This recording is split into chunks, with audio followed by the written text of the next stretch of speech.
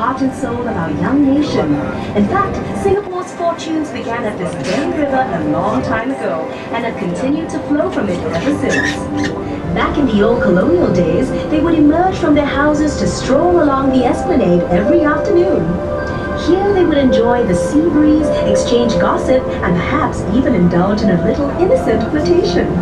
As a nod to our colonial history, Queen Elizabeth Walk was opened within the Esplanade Park in 1953 to honor the coronation of Her Majesty Queen Elizabeth II. If you have the time, this park will take you on a pleasant, meandering walk through the park to other interesting national monuments.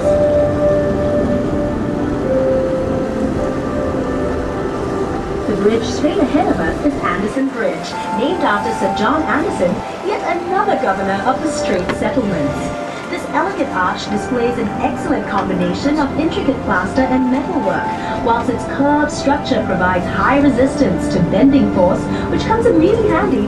The Victoria Theatre and Victoria Memorial Hall, which features the clock tower, are both historical monuments dedicated to the performance arts.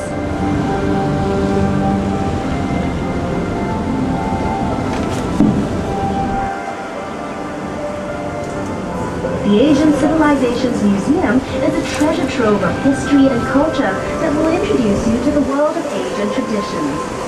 The museum features over 1,600 treasured artifacts in 4 themed geographical zones and includes a Singapore River gallery dedicated to the history and the people of our beloved river.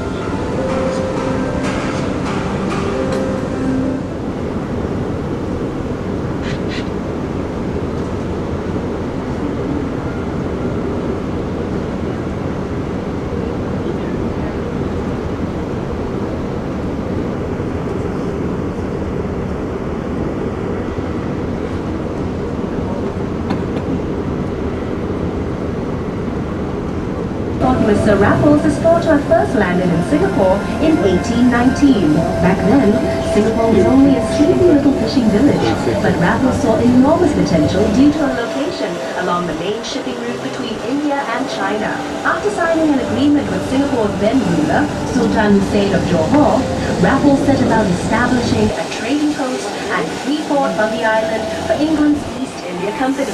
He developed a town plan, drawing up residential, administrative, and commercial districts along the riverbanks of this budding island city. The large building we're passing on the right was Singapore's first courthouse, after which it became Parliament House up till 1999, when the new Parliament House was developed just next to it.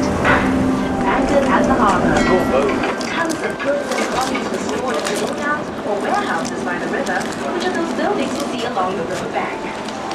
One of the buildings here was Whampoa's Ice House, which belonged to Hu Ah-kay, a prominent businessman from Whampoa, China. Way before refrigerators existed, he noticed a demand for ice in our hot tropical weather and had blocks of ice hauled from frozen lakes in America all the way here to Singapore. Unfortunately, his ice venture failed because expenses were simply too high. But much respect to the imaginative Mr. Hu for his daring attempt to keep Singaporeans cool. Today, Singaporeans keep cool by sipping drinks al fresco by the river. As you can see, Clarke Quay has been transformed into a different but no less bustling port of call. Everyone flocks here for food, fun, and riverside festivals.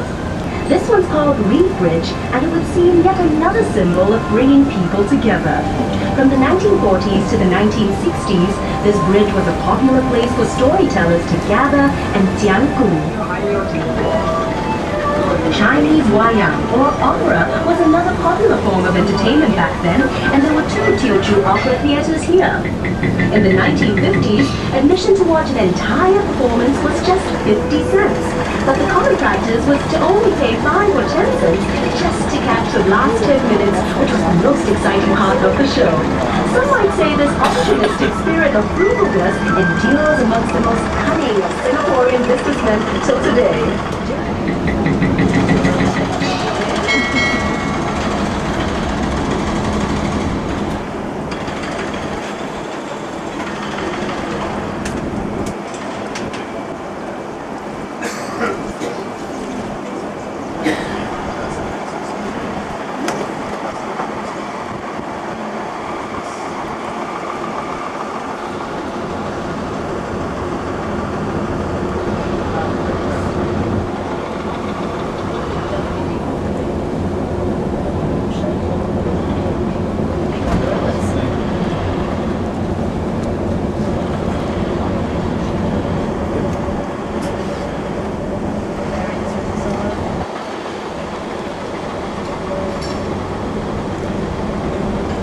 The area to your right used to be the site of Riverside Village, a plague-infested squatters' colony which housed the seedy underbelly of opium dens, brothels, and secret societies.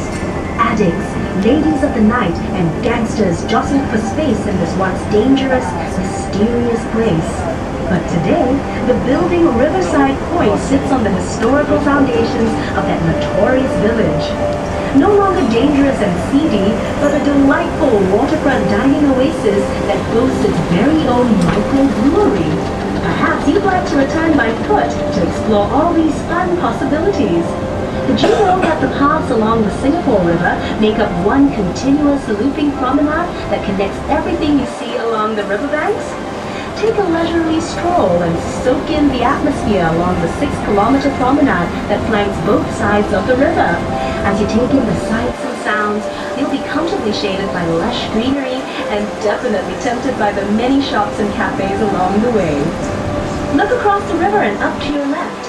See the lush green hill and the large tower overlooking Clarke Quay and the river? That is Fort Canning Hill, where Raffles built his own bungalow, Singapore's first government house. He also planted a spice garden, Singapore's first experimental botanic garden, to cultivate commercially imported spices. The hill was later used by the British as an arms store, barracks, and hospital, which probably led to its final name, Fort Canning, forbidden because commoners were not allowed to visit.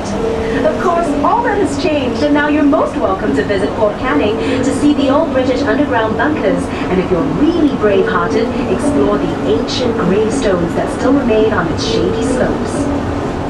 With such a vivid history, it's certainly no wonder the building was named a national monument in 1998.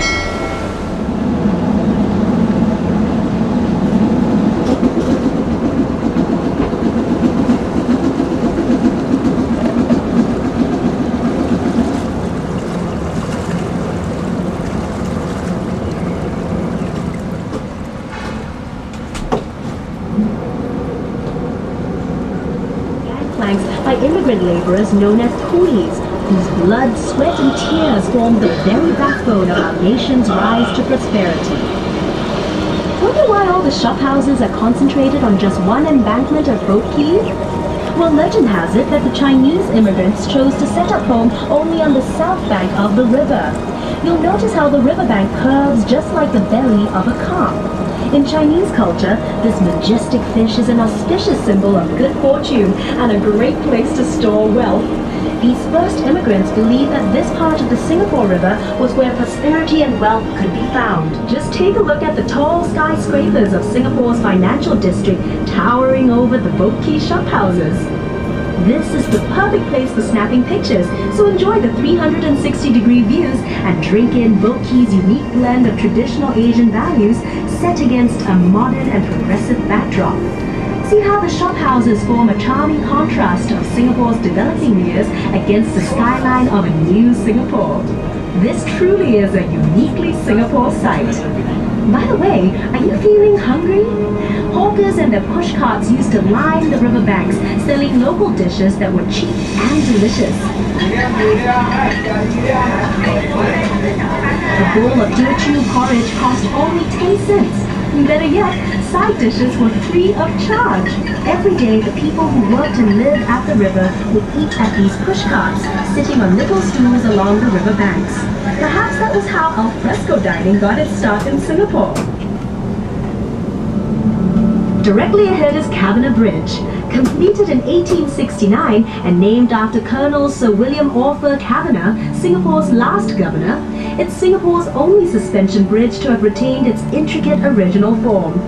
It was manufactured in Scotland, then shipped to Singapore later to be assembled. Unfortunately, the bridge was built too low, and boats had to wait for low tide before they could pass. So look out and don't forget to duck as we cruise under the bridge. Just kidding. Coming up on the other side of Cavenagh Bridge, you'll see a group of little boys jumping into the river. Don't worry about jumping in to save them. They're actually incredibly lifelike bronze sculptures showing a scene from the river's past, where children would stand and wave cheekily from the houses. The Fullerton Hotel, which blends the elegance of old world charm with every modern convenience.